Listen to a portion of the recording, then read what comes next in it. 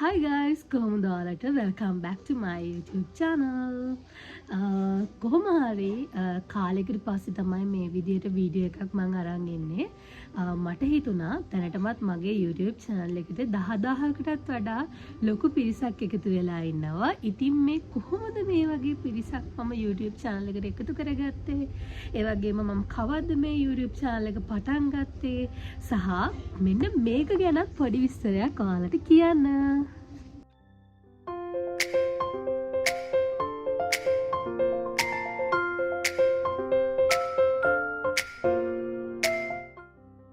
මුලින්ම ඔයාලට කියන්න ඕනේ මම YouTube channel එකක් පටන් ගන්න මාර මාසාවෙන් හිටියේ. මට හිතෙනවා මම මේ කරන වීඩියෝ එක තවත් YouTube channel එකක් කරන නංගි කෙනෙක්ට, මල්ලි කෙනෙක්ට හරි, අයියා කෙනෙක්ට, අක්කා කෙනෙක්ට හරි කාට හරිම ප්‍රයෝජනවත් වෙයි කියලා. YouTube channel එකක් පටන් ගන්නවා කියන එක ඒ තරම් අමාරු දෙයක් නොවුනත් ඒ තරම් ලේසි දෙයක්වත් නෙවෙයි.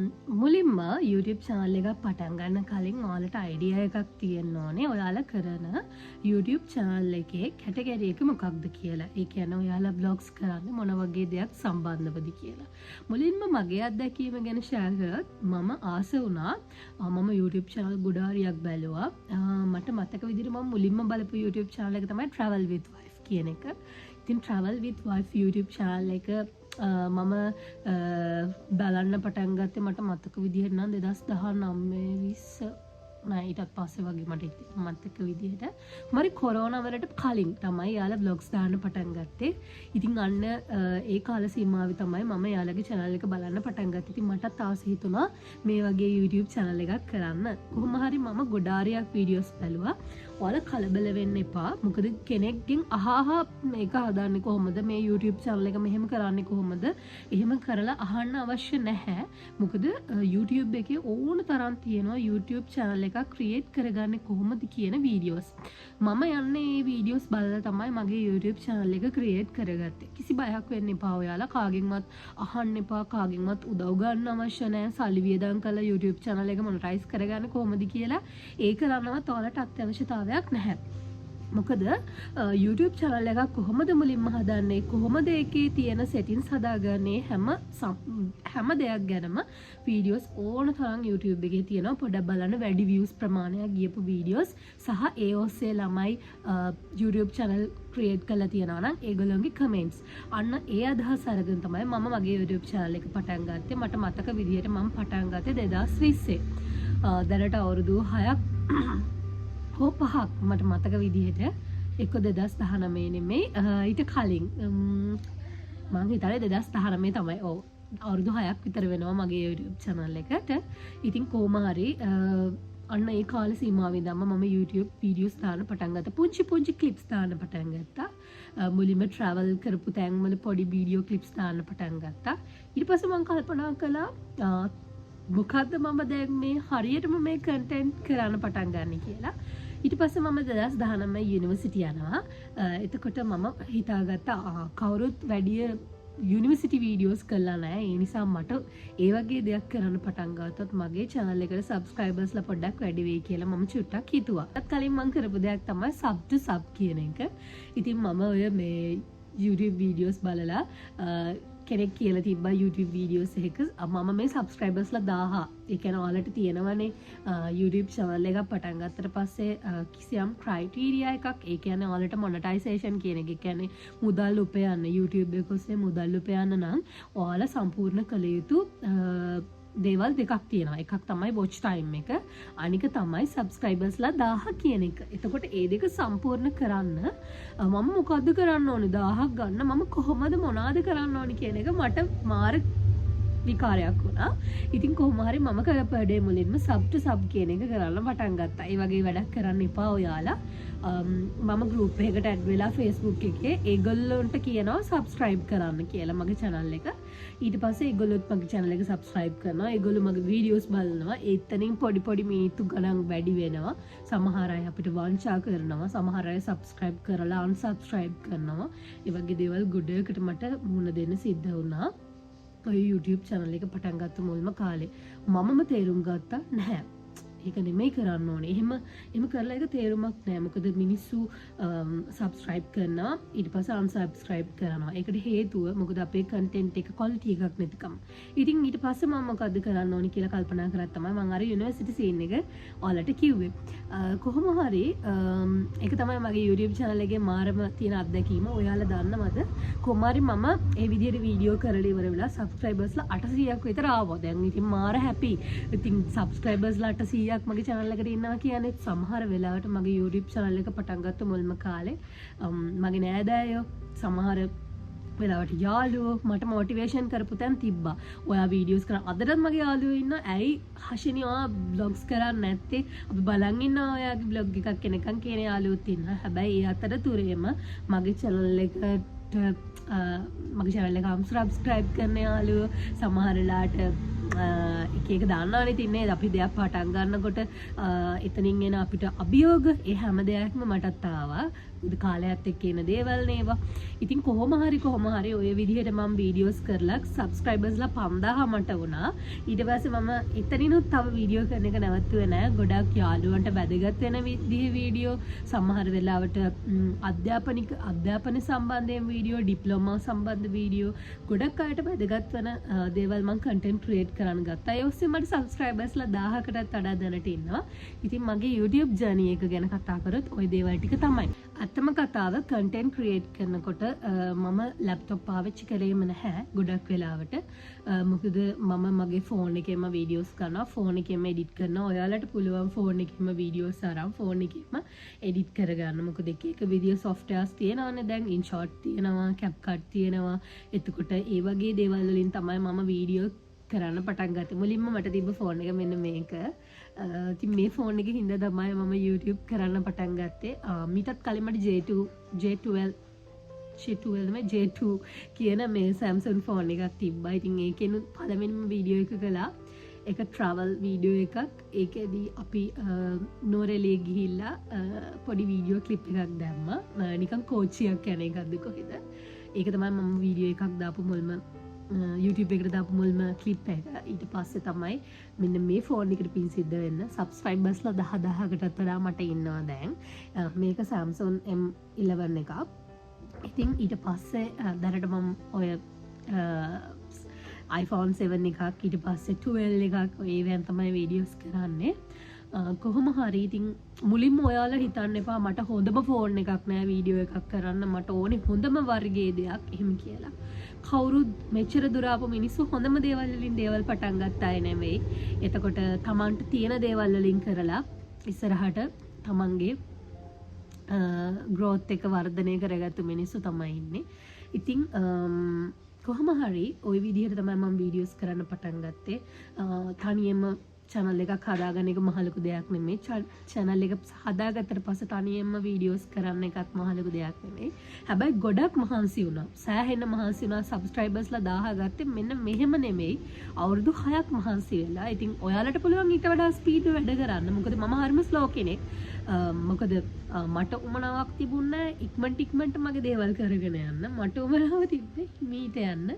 ඉතින් ඒ නිසා තමයි මට කාලයක් ගතුනේ. අදටත් මම vlogs කරනවා අඩුයි. ඔයාලම දන්නවා ඉතින් මම බුරු පොරොන්දු දෙනවා ගොඩක් වෙලාවට වීඩියෝ එකක් අරන් එනවා කියලා. මොකද කාර්යබහුලත්වයත් එක්ක සහ ජොබ් එකක් කරන නිසා මට හැමදේම මගේ YouTube එකේ මිස් වෙලා තියෙනවා.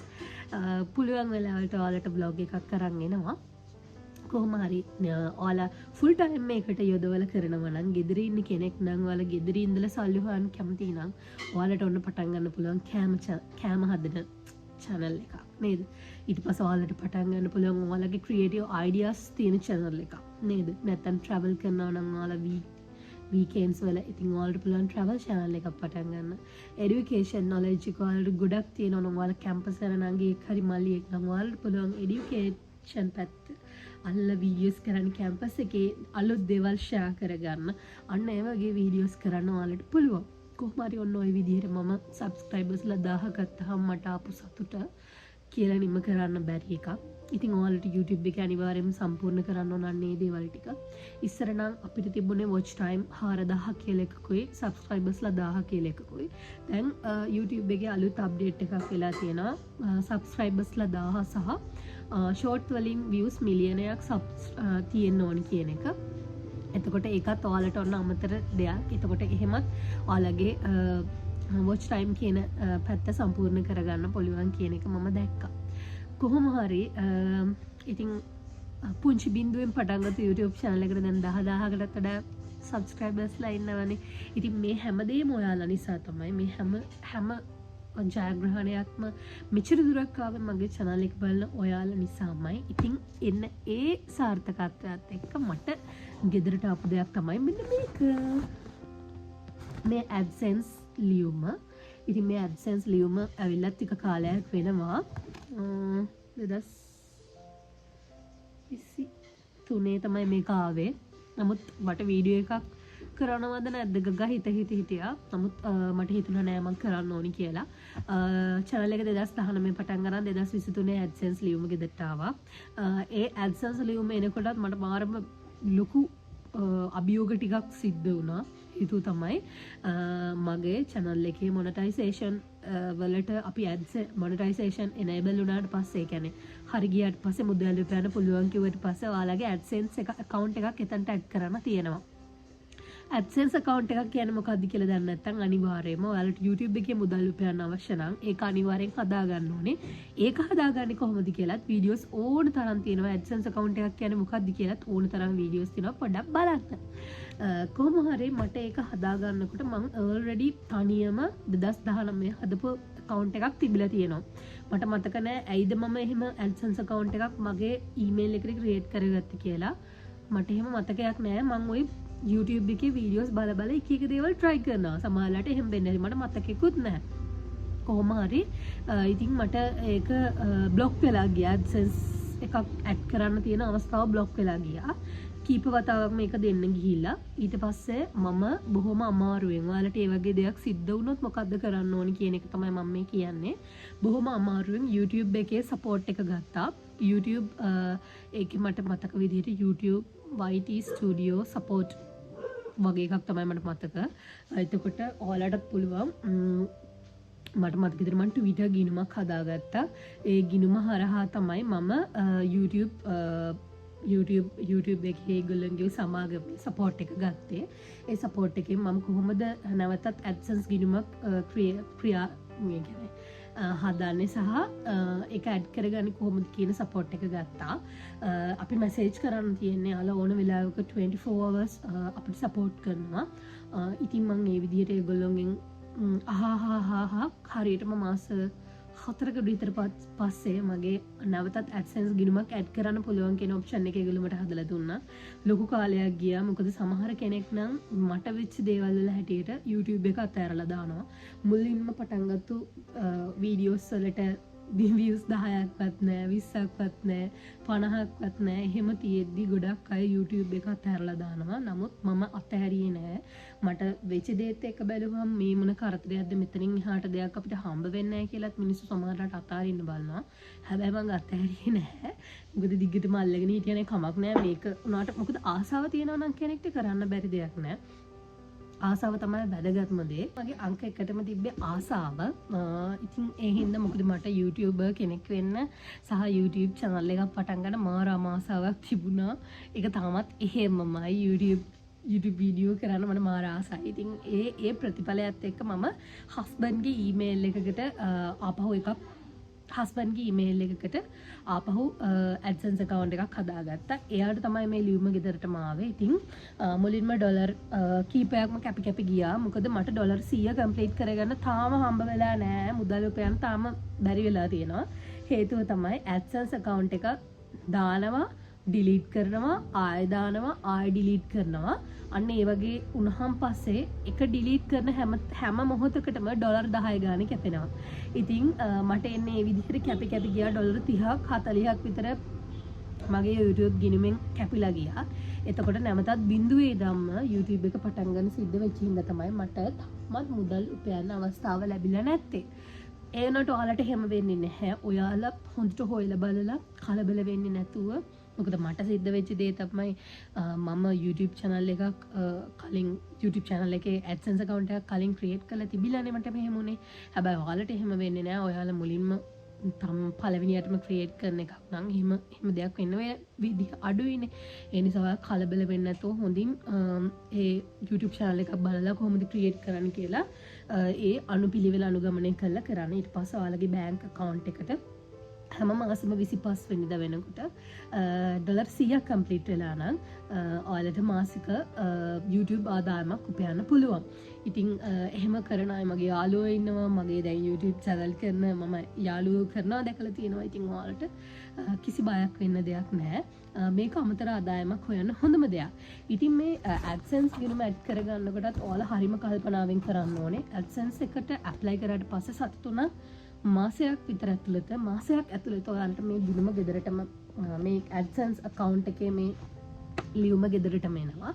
ඒ ගෙදරට ආවට පස්සේ මේක ඕපන් කරලා මේකේ තියෙන කෝඩ් එක ඔයාලගේ අර මොනටයිසේෂන් කියන ටැබ් එකට ගිහිල්ලා එතනින් ඇතුළට ගියාට පස්සේ එතන AdSense account එකේ enter කරන්න තියෙනවා. මේ පින් නම්බර් එක ඔයාලා නිවැරදිවම enter කරන්න. මේ පින් නම්බර් එක වරද්දන්න එපා. හදිසියවත් වැරදිලා ඔයාලට මොන හරි වුණොත් නැවතත් මං හිතන්නේ AdSense මේක ගෙදරටම දැන් ඔයා හිතන්නකෝ මේක ඔයාලා ඇප්ලයි කළත් ගෙදරට ආවේ නැහැ කියලා. ආපහු සතියක් දෙකක් ගිහිලා ආපහු ඇප්ලයි කරන්න ඔයාලට අවස්ථාව තියෙනවා. ඒක කරන්නේ කොහොමද කියලා වීඩියෝස් ඕන තරම් YouTube එකේ තියෙනවා. ඉතින් බලන්න. ඔන්න ඔය විදිහට තමයි මගේ YouTube journey එක මෙච්චර දුරක් ආවේ. මං හිතනවා අභියෝග කියන්නේ එක්තරා දෙයක් විතරයි කියලා. මොකද ලොකු දේවල් නෙමෙයි. මේ වගේ අභියෝග වලට ලක් වෙච්ච එකම පුද්ගලයාත් මම නෙමෙයි. නමුත් YouTube වීඩියෝ එකක් කරද්දී ඔයාලට ඉස්සරහට එන්න පුළුවන් ප්‍රශ්න මොනවාද කියලා මට වීඩියෝ එකක් කරන්න අවශ්‍යතාවයක් තිබ්බා. ඒ නිසා තමයි අද වීඩියෝ එක මම මේ විදිහට අරගෙන ආවේ. මං හිතනවා මේ වීඩියෝ එක වලට ගොඩාක් වැදගත් වෙන්න ඇති කියලා. වැදගත් වුණා නම් අනිවාර්යෙන් කමෙන්ට් එකක් දාන්න. ඒ වගේම තමයි මගේ channel එක subscribe කරන්න අමතක කරන්න එපා. මේ වගේ වීඩියෝස් ආපහු ඕනේ නම් අනිවාර්යෙන්ම යටින් කමෙන්ට් එකක් දාන්න. ඔයාලට ඕනේ වීඩියෝස් මොනවද කියලා. අනිවාර්යෙන් මම වීඩියෝ එකක් කරන් ආයෙ මෙනවා ගිහින් එන්නම්. ටටා බයි.